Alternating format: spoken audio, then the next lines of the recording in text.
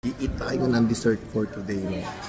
To-try tayo ng something kasi medyo busog tayo. So yun, dessert lang. Kung saan yan, abangan natin. Mamaya! Mamaya!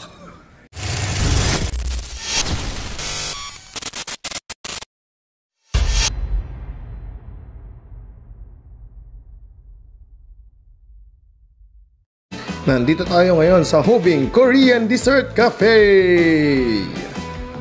Ito ang menus nila, bingsu, snacks, and drinks. Pasukin natin sa loob. Ito siya oh. Very spacious.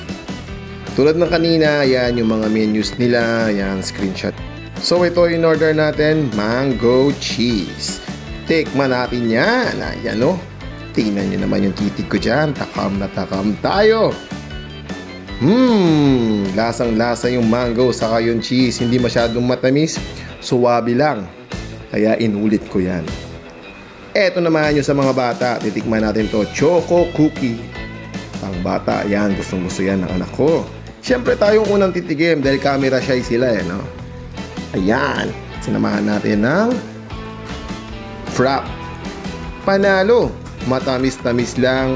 Talagang pambata. Masarap siya, lalo na pag gustong-gusto nyo yung chocolate. Sabi, panalo yung bingsu na yun.